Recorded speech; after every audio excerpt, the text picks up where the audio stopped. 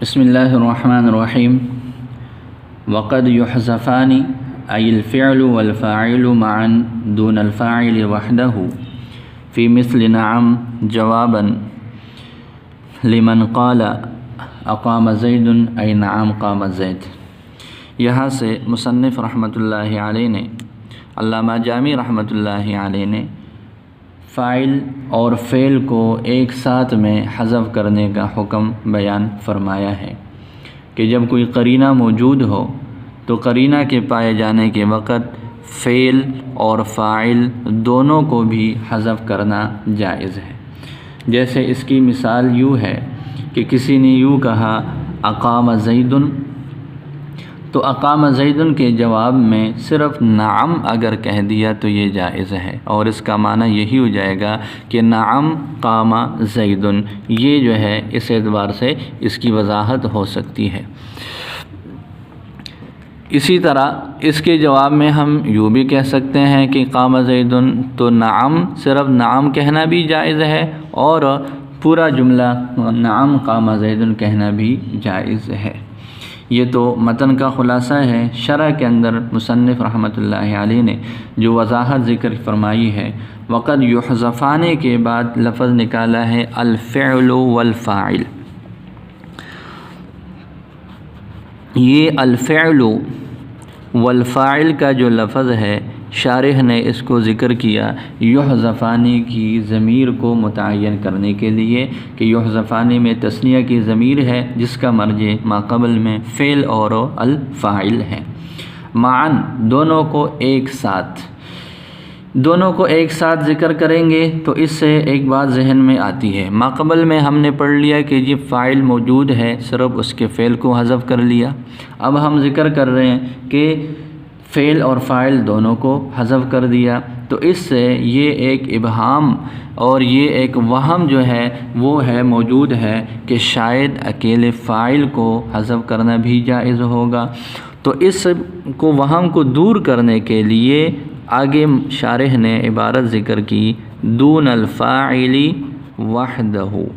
دون الفاعل وحدہ کا مطلب کیا ہے؟ اس کا مطلب یہ ہے کہ جی ہم کلام سے فاعل سے اس کے فعل کو حذف کر سکتے ہیں، فاعل اور فعل دونوں کو ایک ساتھ بھی حذف کر سکتے ہیں، لیکن اکیلے طور پر فاعل کو حذف کر دینا کہ جی فعل موجود ہے اور اس کا فاعل حذف کر لیا، ایسا بالکل بھی جائز نہیں ہے، اور کلام عرب میں اس کی کوئی صورت موجود نہیں ہے۔ آگے فی مثل نعم، نعم کی مثل میں بطور جواب کے، تو یہ لمن قال اقام زید، یہ آگے عبارت پوری نکالی ہے۔ کسی نے یوں کہہ دیا اقام زید، تو اس کے جواب میں نعم قام زید، یہ یہاں سے مصنف رحمۃ اللہ علیہ نے اس کی عبارت نکالی ہے۔ کسی نے یوں کہا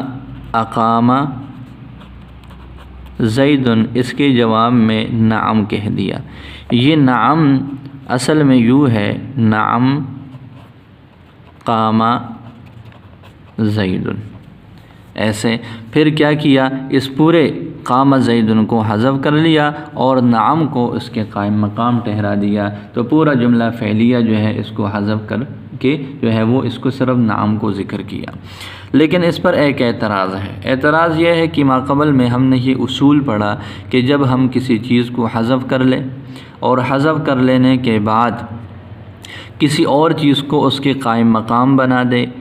تو پھر قائم مقام بنانے کے بعد وہ حذف جائز نہیں رہتا، بلکہ وہ حذف کی وجوبی صورت بن جاتی ہے۔ یہاں اس مثال میں جو نعم ہے، یہ نعم یہاں پر قائم مقام ہے۔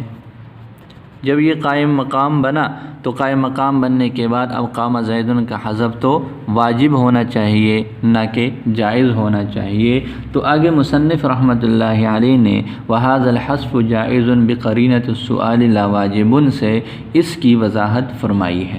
اس کی وضاحت اس طرح سے ہے کہ جی قائم مقام یہ دو طرح کا ہے۔ ایک وہ ہے جو کہ مؤدی ہو اصل معنی کا۔ کیا مطلب یہ ہے کہ ایک چیز کو حذف کر لیا، دوسری چیز کو اس کے قائم مقام بنا دیا۔ اب یہ جو دوسری چیز ہے یہ بعین ہی اسی چیز کا جو محذوف ہے اس کے معنی کی ادائیگی کر رہا ہے۔ جیسے پہلے ہم نے اس سے پہلے والے سبق میں پڑھ لیا استجارہ تو استجارہ کا لفظ ہے، آگے بھی استجارہ کا لفظ ہی نکل آیا، تو جو استجارہ کا محذوف کا معنی ہے وہ بعینہ ہی دوسرے استجارہ کا بھی آ رہا ہے، تو یہاں پر بعینہ ہی جو محذوف کا معنی ہے اسی معنی کی ادائیگی کر رہا ہے، تو یہ مؤدی اصل معنی ہے۔ دوسری صورت یہ ہے کہ قائم مقام تو آ گیا لیکن وہ اصل معنی کی ادائیگی نہیں کر رہا، بلکہ وہ اصل معنی کی طرف صرف مشیر ہے۔ کوئی چیز قائم مقام ہے، اس قائم مقام چیز سے اصل معنی کی طرف صرف اشارہ ہو رہا ہے، اصل معنی کی طرف صرف اشارہ ہی اسے سمجھا جا سکتا ہے، وہ مکمل طور پر اس کی ادائیگی نہیں کر رہا۔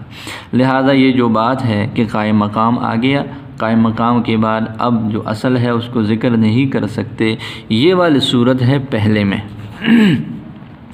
دوسری صورت میں اس کا جو جواز، اس کا حذف جو ہے وہ جوازی درجے میں ہے، وجوبی درجے میں نہیں ہے۔ تو یہاں پر جو نعم ہے، اس نعم سے اس مکمل والے معنی کی ادائیگی نہیں ہو رہی بلکہ صرف اس معنی کی طرف اشارہ ہو رہا ہے، اس وجہ سے یہاں پر یہ قامہ زیدن کا پورے جملے کا حذف یہ وہ واجب نہیں ہے بلکہ جائز ہے۔ آگے مصنف رحمۃ اللہ علیہ نے وَإِنَّمَا قُدِّرَتْ الْجُمْلَةُ الْفِعْلِيَّةُ لِلْإِسْمِيَّةِ، یہ درمیان میں یہ بات آئی ہے کہ جی لِعَدْمِ قِيَامِ مَا يُؤَدِّي مُؤَدَّاهُ فِي مَقَامِهِ كَالْمُفَسِّرِ فَيَلْزَمُ فِي الْكَلَامِ اسْتِدْرَاک، کہ یہاں پر اگر ہم بالفرض مفسر اور مفسر قائم مقام اور اصل کو جمع کرے تو کلام میں استدراک کی خرابی لازم آتی ہے۔ استدراک کا معنی ہوتا ہے کلام میں کوئی چیز موجود ہو اور وہ بے فائدہ ہو،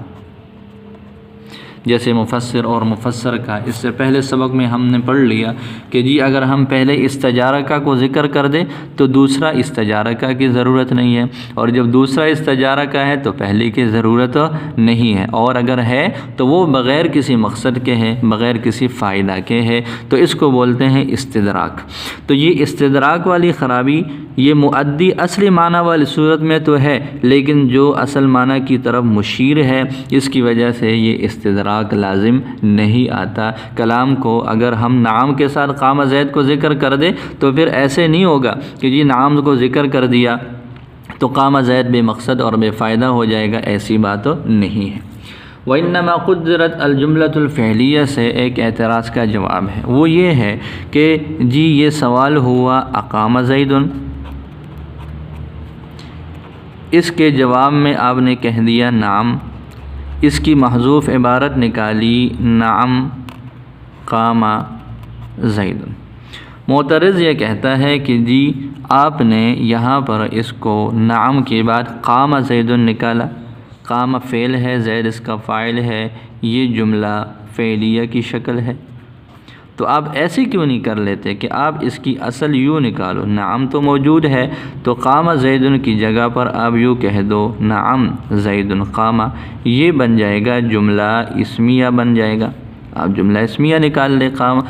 جملہ فعلیہ کی جگہ۔ تو آگے شارح نے اس کا جواب دیا کہ جی ایسا کرنا ٹھیک نہیں ہے۔ کیوں ٹھیک نہیں ہے؟ اس وجہ سے ٹھیک نہیں ہے کہ یہاں پر جو سوال ہے وہ ہے اقام زیدن سے، جملہ فعلیہ سے، تو جب سوال میں جملہ فعلیہ ہے تو آگے جواب میں بھی جملہ فعلیہ ہی ہوگا، اور اولا یہ ہے کہ جی سوال اور جواب اس معاملے میں ایک دوسرے کے ساتھ مطابقت رکھے۔ ہاں اگر کوئی اور معنی ہے جیسے کثرت حذف ہے، قلت حذف ہے، وہ پھر اور موانع کو دیکھ کر اس کے تبدیلی بھی لائی جا سکتی ہے، لیکن جب اس طرح کا کوئی معاملہ نہ ہو تو پھر اس صورت کے اندر یہی ہے کہ جملہ وہ سوال اور جواب ایک دوسرے کے مطابق ہی ہونے چاہیے۔ یہاں تک ہم عبارت پڑھ لیتے ہیں اور اس کا ترجمہ ساتھ میں پڑھ لیتے ہیں۔ وقد یحذفان، یحذفان کے بعد الفعل والفاعل، یہ اس کی مرجع کو متعین کیا کہ جی کبھی فعل اور فاعل دونوں حذف کر لیے جاتے ہیں معاً ایک ساتھ، دون الفاعل وحدہ، نہ کہ اکیلے فاعل۔ یہ اس اعتراض کا جواب تھا، اس وہم کو دور کیا کہ جی اکیلے فاعل کا حذف نہیں ہو سکتا۔ فی مثل نعم، نعم جیسی مثال میں بطور جواب کے اس آدمی کے لیے جس نے کہا اقام زید۔ اب اس کا جو ہے وہ نعم کا کیا مطلب، ای نعم قام زید، یعنی ہاں نعم قام زید پورا جملہ آ جائے گا۔ فحذفت الجملۃ الفعلیۃ، لہذا جملہ فعلیہ یعنی قام زید کو حذف کر لیا گیا، وذکر نعم فی مقامہا، اور صرف نعم کو اس کی جگہ پر ذکر کر لیا گیا۔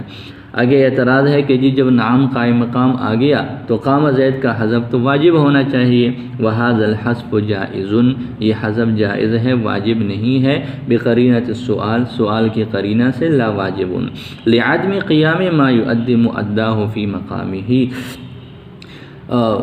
اس کی جگہ قام زید کی جگہ ایسی چیز کا قیام نہیں، لعدم قیام ما یؤدی مؤداہ، ایسی چیز کے قائم نہ ہونے کی وجہ سے، ما یؤدی مؤداہ، جو مکمل اس کے مفہوم کو ادا کر سکے، فی مقامہ، اس کی جگہ پر، جیسے مفسر ہوتا ہے، فیلزم فی الکلام استدراک، پھر کلام میں استدراک لازم آئے، استدراک بے فائدہ زیادتی لازم آئے، ایسے نہیں ہے، یعنی نعم اور قامہ میں ایسی بات نہیں ہے کہ اگر ہم نعم کے ساتھ قامہ زید کو بھی ذکر کر دیں تو یہ زیادی لازم آئے، ایسی بات لازم نہیں آتی۔ وَإِنَّمَا قُدِّرَتْ الْجُمْلَةُ الْفِعْلِيَّةُ، سوائے اس کے نہیں کہ جملہ فعلیہ مقدر مانا گیا ہے، نہ کہ اسمیہ، اس طور پر کہ یوں کہہ دیا جائے نعم زید قامہ، یہ اصل ہو، ایسے نہیں کیا گیا، لیکون الجواب مطابقاً، تاکہ یہ جواب مطابق بن جائے اس سوال کے، کس چیز میں، فی کونہ جملۃ فعلیۃ، اس کا جملہ فعلیہ ہونے میں۔ اللہ تعالیٰ سمجھ عطا فرمائے۔